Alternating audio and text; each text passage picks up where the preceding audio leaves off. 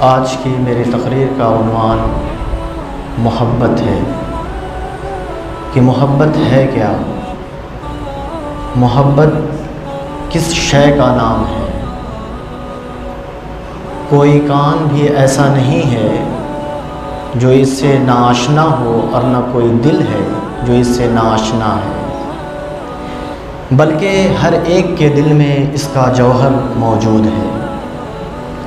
علامہ اقبال رحمۃ اللہ تعالیٰ علیہ نے لکھا تھا، شیشہ دہر میں مانند میں ناب ہے عشق، روح خورشید ہے خون رگے مہتاب ہے عشق، اور دل ہر ذرہ میں پوشیدہ کسک ہے اس کی، نور یہ وہ ہے کہ ہر شے میں جھلک ہے اس کی۔ یعنی دنیا میں کوئی ایسا دل نہیں ہے جس میں محبت نہ ہو۔ کائنات میں اللہ نے جو بھی دل بنایا ہے اس میں کسی کی محبت ضرور بستی ہے۔ کسی کے دل میں مال کی محبت ہے، کسی کے دل میں شہرت کی محبت ہے، کسی کے دل میں جاہ و منصب کی محبت ہے، کسی کے دل میں کسی عورت کی محبت ہے۔ یعنی یہ جو دل ہے بغیر محبت کے خالی نہیں رہ سکتا۔ جب یہ دل ہے تو دل میں کوئی دلبر بھی ہوگا، کسی کے لیے بے چینی بھی ہوگی، اضطراب بھی ہوگا، کسی کے لیے یعنی ایک کیفیت بھی بندہ محسوس کرتا ہوگا۔ تو میرے بھائی پھر پیار اس سے کیا جائے جو محبوبوں کا بھی محبوب ہے، بنانے والے کا بھی محبوب ہے۔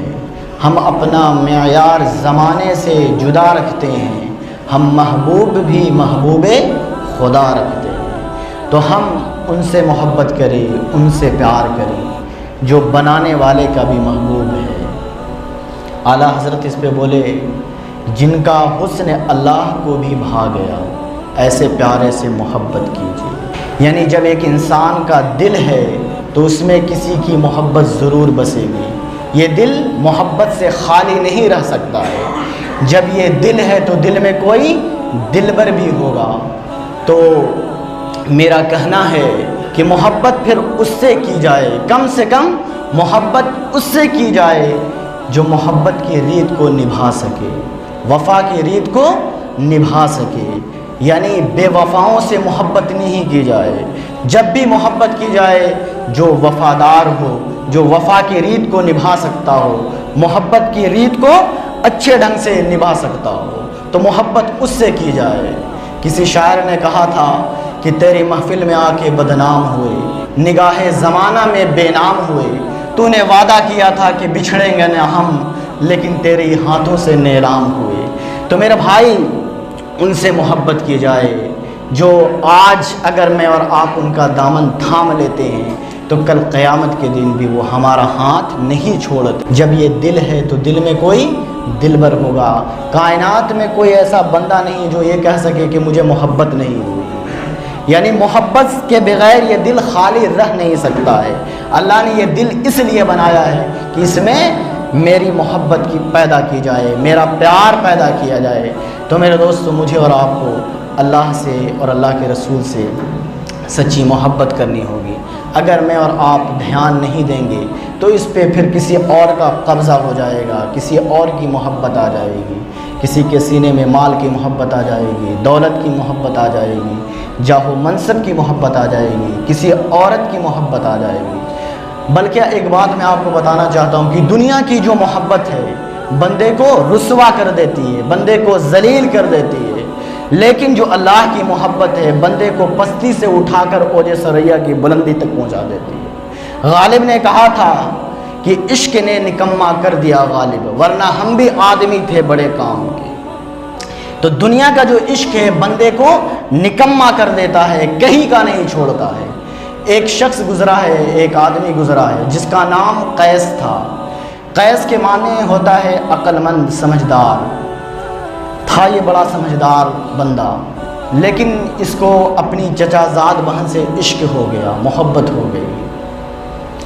اور وہ چچا زاد بہن بھی کیا تھی؟ رنگ کی کالی تھی، اور کالی ہونے کی وجہ سے اس کے ماں باپ نے اس کا نام لیلا رکھا تھا۔ لیکن یہ اس کی محبت میں ایسا دیوانہ ہوا، ایسا پاگل ہوا کہ اس کی محبت کے تذکرے گاؤں سے نکل کر شہروں میں پھیل گئے۔ ایک دن اس کا باپ اس کے پاس آتا ہے، کہتا ہے بیٹا قیس، تیری بدنامی کی وجہ سے مجھے ذلت کا سامنا کرنا پڑتا ہے، مجھے بڑی ذلت اٹھانی پڑتی ہے۔ تو کیا ایک لڑکی کے پیچھے دیوانہ ہو گیا ہے، پاگل ہو گیا ہے؟ چل میرے ساتھ حرم کعبہ میں چل اور اس محبت سے توبہ کر۔ وہ باپ کے ساتھ چل کر حرم کعبہ میں پہنچا تو باپ نے کہا کہ چل بیٹے اس محبت سے توبہ کر۔ تو بیٹا کعبے کے غلاف کو پکڑتا ہے اور ایک شعر پڑھتا ہے، الہی تبت من کل المعاصی ولکن حب لیلی لا اتوب، یا اللہ میں ہر گناہ سے پکی توبہ کرتا ہوں لیکن لیلا کی محبت سے توبہ نہیں کرتا۔ جب باپ نے دیکھا کہ میں اس کو توبہ کرنے کے لیے لایا ہوں کہ اس محبت سے توبہ کر، اور یہ کہتا ہے ولیکن حب لیلی لا اتوب، کہ اللہ میں ہر گناہ سے توبہ کرتا ہوں لیکن لیلا کی محبت سے توبہ نہیں کرتا، تو باپ نے غصے میں دیکھا بیٹے کو، یہ کیا بات ہے، میں تجھے توبہ کرنے کے لیے لایا ہوں اور یہ تم کیا بدتمیزی کر رہے ہو؟ تو جب بیٹا سمجھدار تھا، عقل مند تھا، جب اس نے دیکھا کہ باپ غصہ ہو گیا ہے، باپ ناراض ہو گیا ہے، تو اس نے پھر کعبے کے غلاف کو پکڑا اور پھر ایک شعر پڑھا۔ وہ کیا تھا؟ الہی لا تسلبنی احدا، اے اللہ میرے دل سے لیلا کی محبت کو نہ نکالنا، وَيَرْحَمَ اللَّهُ أَبَدًا وَقَالَ آمِنًا، اے اللہ اور جو میری دعا پہ آمین کہہ دے اس کے گناہوں کو بھی معاف فرما دینا۔ یعنی اگر میرے ابو میری دعا پہ آمین کہہ دے تو میرے ابو کے بھی گناہوں کو معاف فرما دینا۔ تو یہ ایسا عاشق ہو گیا تھا، ایسا دیوانہ ہو گیا تھا کہ اس کا اپنا آپ ہی نہیں رہا تھا، بلکہ میں نے عشق کے بارے میں یہ پڑھا ہے، العشق نار حرق ما سوى الحبیب، عشق ایک ایسی آگ ہے، محبت ایک ایسی آگ ہے جو محبوب کے علاوہ ہر شے کو جلا کر راکھ کر دیتی ہے۔ یعنی اپنا آپ بھی نہیں ہوتا ہے، یعنی بندہ اپنے آپ میں بھی نہیں ہوتا ہے، بس تو ہی تو ہوتا ہے، یعنی اپنا آپ بھی نہیں ہوتا ہے۔ تو یہ محبت ہے۔ تو یہ بندہ اس طرح کا مجنون تھا، دیوانہ تھا۔ بلکہ امام حسن رضی اللہ تعالیٰ عنہ جب امیر معاویہ رضی اللہ تعالیٰ عنہ سے صلح کرنے کے بعد راستے سے جا رہے تھے تو دیکھا کہ قیس صاحب بھی آگے سے جا رہے ہیں، تو امام حسن رضی اللہ تعالیٰ عنہ نے کہا کہ قیس کیا حال ہے، کیا کر رہے ہو؟ تو کہا کہ وہ خاموش رہا بندہ۔ تو امام حسن رضی اللہ تعالیٰ عنہ نے کہا کہ دیکھو میں نے کتنا اچھا کیا، حکومت جن کو سجتی تھی میں نے حکومت ان کے حوالے کر دی، تمہاری کیا رائے ہے؟ تو یہ تو دیوانہ تھا، مجنون تھا، پاگل تھا، تو اس نے کہا کہ حکومت تو لیلا کو سجتی ہے۔ تو امام حسن نے کہا انت مجنون، تو مجنون ہے، یعنی تو پاگل ہے، تو دیوانہ ہو گیا ہے۔ تو اس دن سے اس کا نام مجنون پڑ گیا، پاگل پڑ گیا۔ تو پھر میرے دوستو یہ جو محبت ہے اپنا آپ مٹا دیتی ہے، نام مٹا دیتی ہے، تشخص مٹا دیتی ہے۔ نام تو قیس تھا لیکن دنیا مجنون پکارتی ہے، پاگل پکارتی ہے، دیوانہ پکارتی ہے۔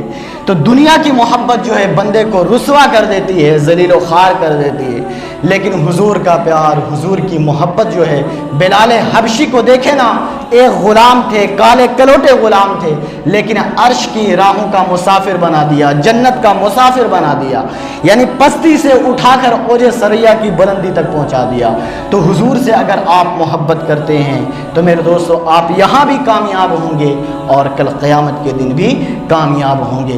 اس لیے کہ میرے دوستو یہ کائنات جو ابھی بھی باقی ہے میرے حضور کے دم سے باقی ہے، اگر ان کی رحمت نہ ہو درمیان میں ابھی آگ لگ جائے دونوں جہاں میں، اگر حضور کی توجہ دنیا سے ہٹ جائے تو یہ دنیا کا نام و نشان مٹ جاتا ہے، بلکہ حضور کی محبت میں سب کچھ ٹکا ہوا ہے۔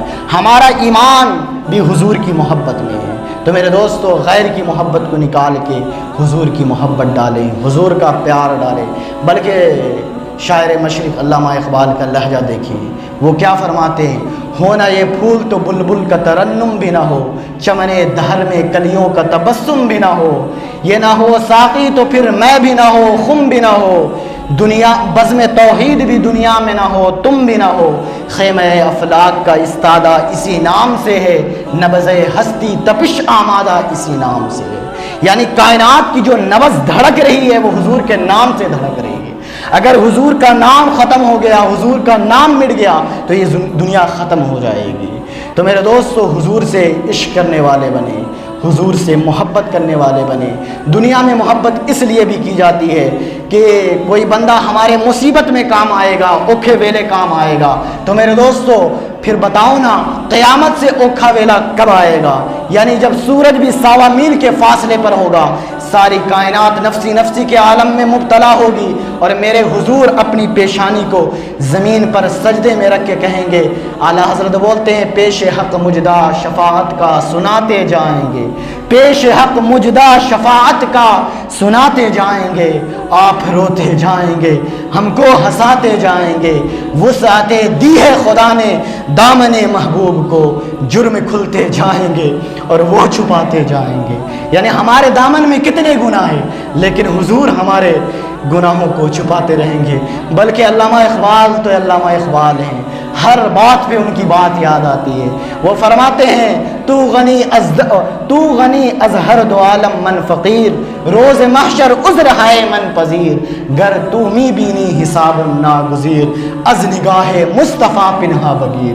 کہ اللہ اگر میرا حساب لینا اتنا ہی ضروری ہوا، تو غنی ہے، تو ساری کائنات کا بادشاہ ہے، تو چاہے تو یوں ہی معاف فرما دے، بغیر حساب کتاب کے جنت دے دے، لیکن اگر میرا حساب لینا اتنا ہی ضروری ہوا تو حضور کے سامنے نہ لینا، حضور کی نظروں سے چھپا کر لینا، اس لیے کہ مجھے حضور سے حیا آئے گی۔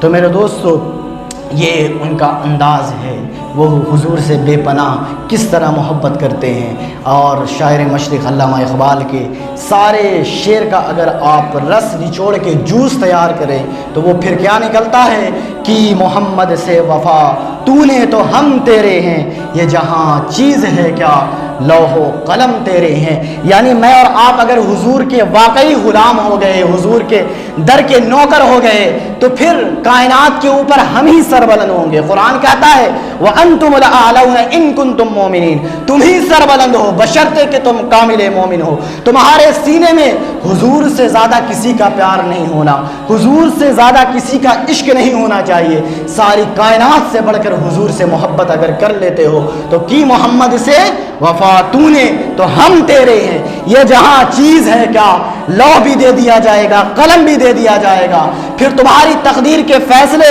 واشنگٹن میں اور امریکہ میں نہیں کیے جائیں گے، بلکہ خدا بندے سے خود پوچھے گا، بتا تیری رضا کیا ہے۔ خود ہی کو کر بلند اتنا، ہر تقدیر سے پہلے خدا بندے سے خود پوچھے، بتا تیری رضا کیا ہے۔ میرے مرشد ایک بات کہتے ہیں، بس اس بات کے ساتھ میں اپنی بات کو ختم کر رہا ہوں، کہ لوگ تم سے یہ نہ پوچھے کہ تم کون ہوتے ہو، اور تمہیں یہ بتانا پڑے کہ دیکھو مذہب کے خانے میں اسلام لکھا ہوا ہے، میں مسلمان ہوں، یہ اسلام لکھا ہوا۔ کسی کو پوچھنا نہ پڑے، تمہیں بتانا نہ پڑے، تم دور سے آ رہے ہو، لوگ دیکھے تو کہیں وہ دیکھو مصطفیٰ کا غلام آ رہا ہے، لوگ دیکھے تو یہ کہیں کہ مصطفیٰ کا نوکر آ رہا ہے۔ تمہارا انداز زندگی، تمہارا انداز معاشرت، تمہارا انداز حیات اس ڈھنگ کا ہو، اس ڈھب کا ہو کہ لوگ دیکھ کر پہچان لے اور کہیں کہ یہ غلام مصطفیٰ ہے، یہ حضور کا نوکر ہے۔ تو انشاءاللہ میں اور آپ ایسے بننے کی کوشش کریں کہ انشاءاللہ اللہ تبارک و تعالی ہم تمام کو حضور کا عاشق بنائے، حضور کا دیوانہ بنائے، حضور کی محبت عطا فرمائے۔